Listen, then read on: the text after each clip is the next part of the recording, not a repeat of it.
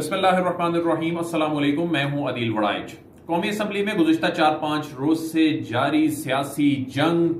بڑی لڑائی بالآخر تھم گئی۔ اس کے پیچھے محرکات کیا ہیں؟ وہ اپوزیشن جو گزشتہ روز تک یہ ماننے کو تیار نہیں تھی کہ بات چیت کے ذریعے مسئلہ حل کیا جائے، بلکہ اس میں شدت آتی جا رہی تھی، آخر ایسا کیا ہوا کہ اپوزیشن بھی مان گئی اور حکومت بھی مان گئی؟ اس ساری صورتحال میں گزشتہ 4-5 روز میں جو کچھ ہوا، 3 اہداف حاصل کیے ہیں عمران خان اور ان کی حکومت نے۔ وہ 3 اہداف بنیادی طور پر ہیں کیا؟ تو کون جیتا کون ہارا، یہ آپ کے ساتھ شیئر کریں گے۔ بالآخر آج جو لیڈر آف اپوزیشن ہیں شہباز شریف، انہیں بات کرنے کا موقع ملا اور انہوں نے پھر 2 گھنٹے بلکہ 2.25 گھنٹے سے زائد جو ہے وقت میں اپنی تقریر جو ہے وہ مکمل کی۔ 2:41 پر ان کی سپیچ شروع ہوئی اور 4:55 تک ان کا جو خطاب ہے وہ جاری رہا۔ تو آج انہوں نے حکومت کو جو آڑے ہاتھوں لیا یا ان پر جو تنقید کی، اس پر بھی آئیں گے کہ اس میں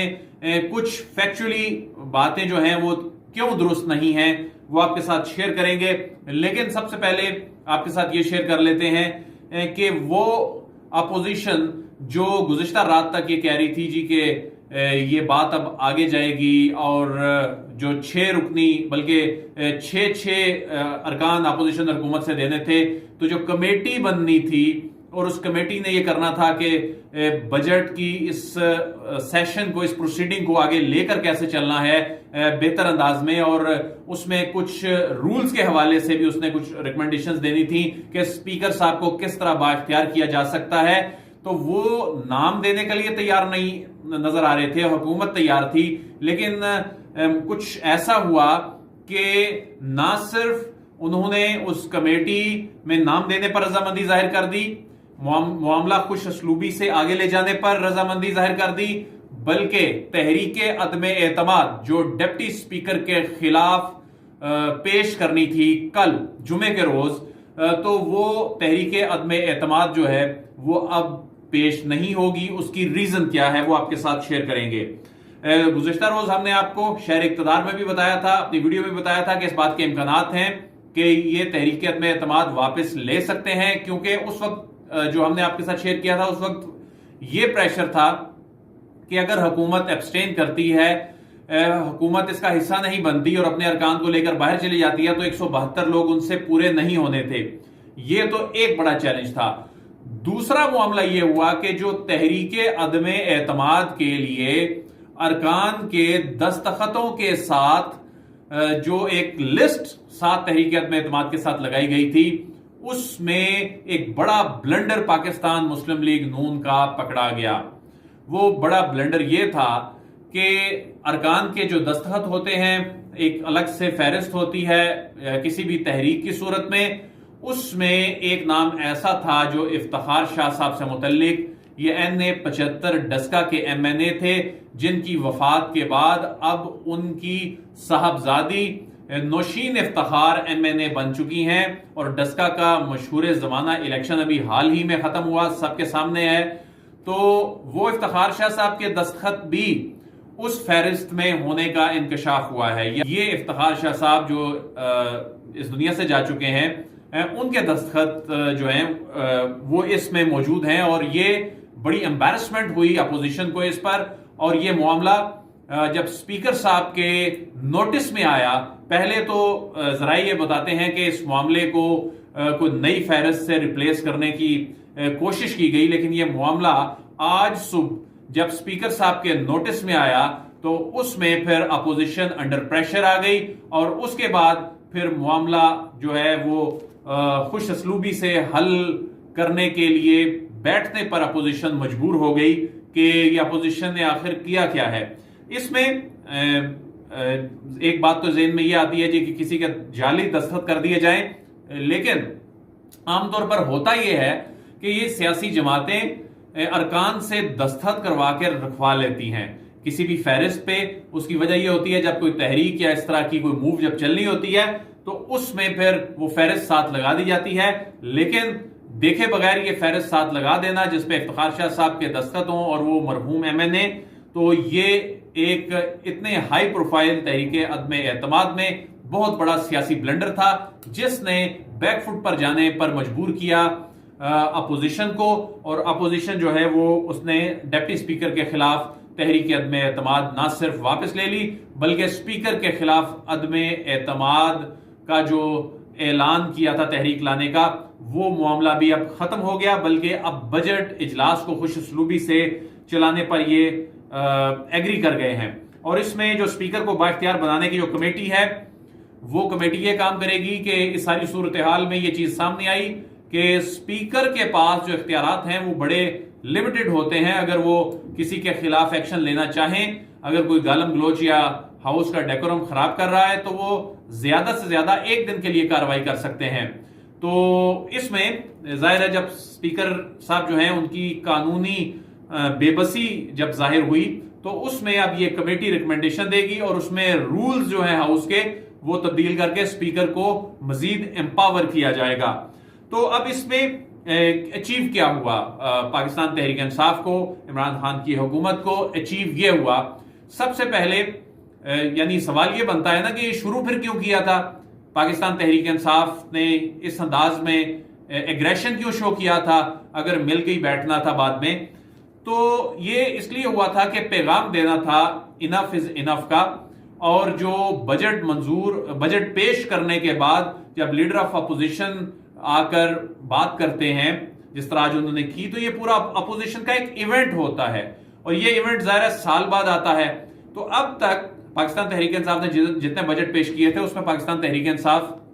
اتنی کانفیڈنٹ نہیں تھی۔ اس کی ریزن معاشی صورتحال تھی، اور اس مرتبہ معاشی اشاریہ جب بہتر ہوئے، ان کا کانفیڈنس بہتر ہوا، تو اس مرتبہ انہوں نے یہ طے کیا کہ یہ شروع سے لے کر اب تک جو اپوزیشن ایوان کی کارروائی چلنے نہیں دے رہی، تو اس مرتبہ ان کا یہ ایونٹ جو ہے ان کو دھچکا دینا ہے، ان کو پیغام دینا ہے کہ بس بہت ہو گیا۔ تو میسج یہ دیا گیا کہ اگر آپ پرائم منسٹر کو نہیں بولنے دیں گے تو پھر لیڈر آف اپوزیشن سمیت کوئی بھی نہیں بول پائے گا۔ تو یہ بڑا سٹرونگ میسج گیا۔ اس کے نتیجے میں ریئیکشن جو آیا وہ ریئیکشن یہ تھا کہ خدشہ پیدا ہو گیا کہ بجٹ کی ساری کاروائی جو ہے یہ شور شرابے میں گزرے گی، اور بجٹ کی منظوری اور یہ سارے عمل جو ہیں، اور اس میں پھر تحریک عدم اعتماد، اس میں ڈسٹربنس حکومت کے لیے بھی ہو سکتی ہے۔ لیکن اس میں ہوا یہ کہ یہ میسج چلا گیا اور اس کے بعد اپوزیشن مجبور ہو گئی بیٹھ کر بات کرنے کے لیے۔ اب حکومت نے اپوزیشن کو ٹف ٹائم دے دیا تھا، اب اپوزیشن نے حکومت کو ٹف ٹائم دینا تھا، لیکن اپوزیشن جو ہے اس نے جب یہ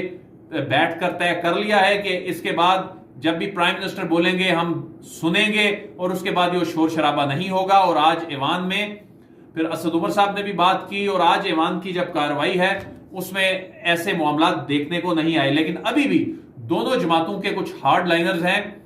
دونوں اطراف کے، ٹریئری بینچز کے بھی، اپوزیشن کے بھی، جو آنے والے دنوں میں ان سے کچھ بھی ایکسپیکٹ کیا جا سکتا ہے۔ جیسا کہ آج کی جو کارروائی تھی، آج کی کارروائی میں وہ ہارڈ لائنرز جو ہیں، اسپیچ شروع ہوئی تو اس میں ان کی جانب سے دوبارہ شور کرنے کی کوشش کی گئی حکومتی بینچز سے بھی، مراد سعید صاحب اور جو گنڈا پور صاحب ہیں ان کی جانب سے کھڑے ہو کر اونچی آواز میں، جو علی امین گنڈا پور ہیں ان کی جانب سے جب کہا گیا تو پھر عامر ڈوگر صاحب آئے اور انہوں نے ریکویسٹ کی کہ مہربانی کریں کارروائی جو ہے چلنے دیں، تو انہوں نے بڑے غصے سے ان کو جانے کا کہہ دیا، ہاتھ کا اشارہ کیا کہ آپ چلے جائیں، اور پھر وہ اپنے لوگوں کو لے کر وہاں سے نکل گئے۔ یعنی تحریک انصاف میں بھی دو طرح کے اس وقت گروپس ہیں، جو ایک گروپ یہ چاہتا ہے کہ جو سینئر قیادت پر مشتمل گروپ ہے کہ ایوان کی کارروائی کو سموتھلی چلنا چاہیے اور ان کی بات بھی سننی چاہیے، جبکہ دوسرا گروپ ہے وہ ایگریسو اسٹریٹجی کا حامی ہے۔ تو اس کے بعد پھر 15-20 لوگوں نے لیڈر آف اپوزیشن کا خطاب حکومت کی جانب سے سنا۔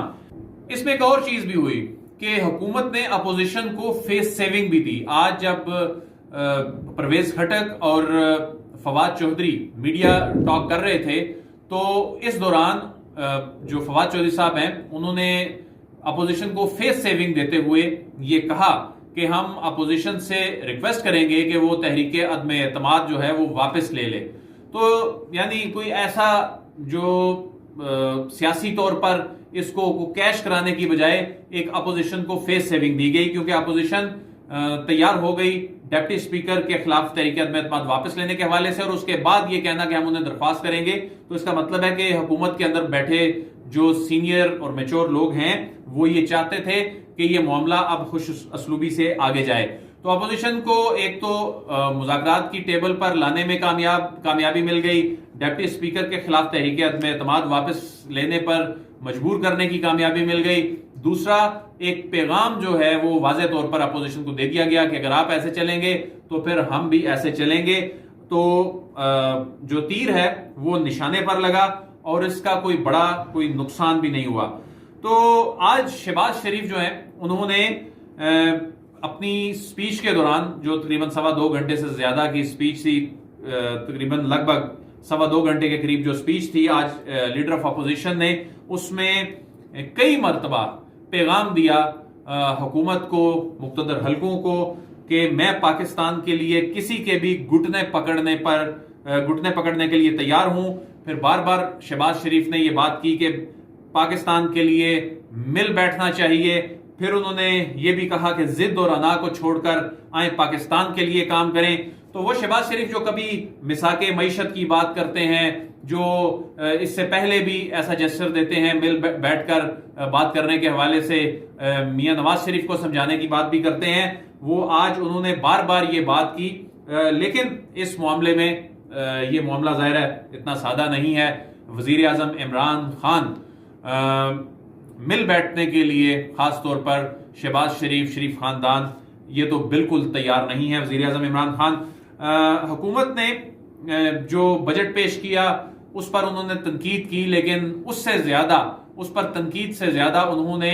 اپنی حکومتوں کا بجٹ جو تھا وہ زیادہ پیش کیا، جو ان کی حکومتیں رہی ہیں، کہ جی ہم نے یہ کام کیے تھے۔ تو ایک تقابلی جائزہ شہباز شریف نے پیش کیا، اور اس انداز میں عام طور پر ہوا نہیں کرتا کہ اپنے پچھلے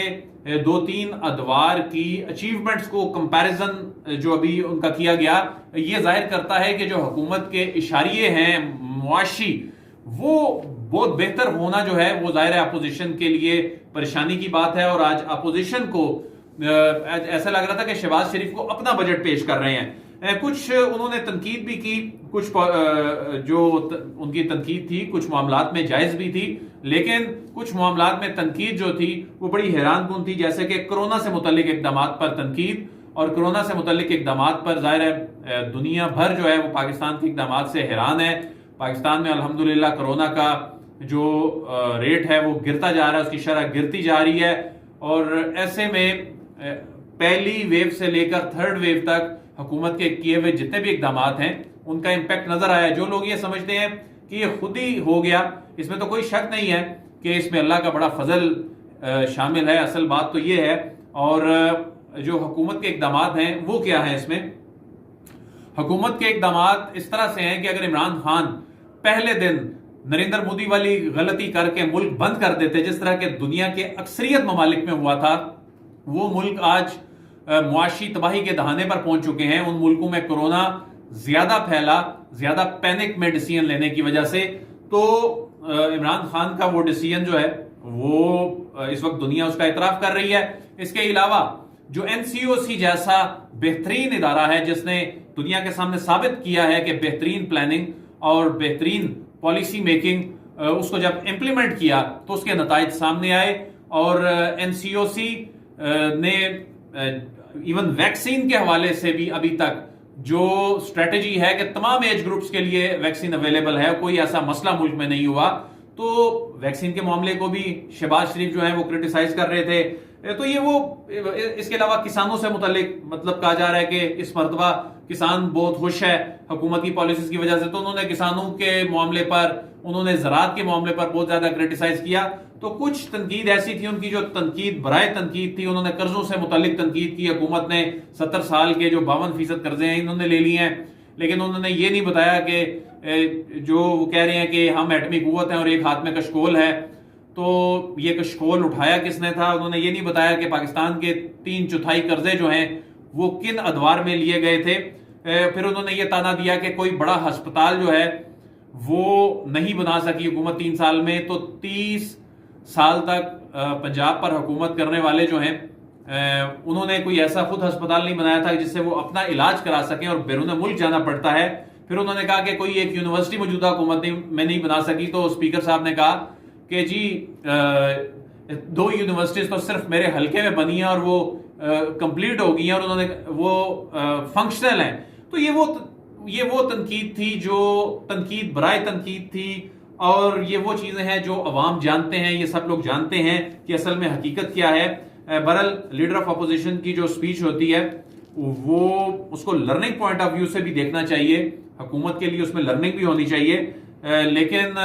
اگر اس طرح کی تنقید کی جائے تو وہ پھر لرننگ سے زیادہ عام بندے کو بھی سمجھ آتا ہے کہ یہ سیاست کی جا رہی ہے.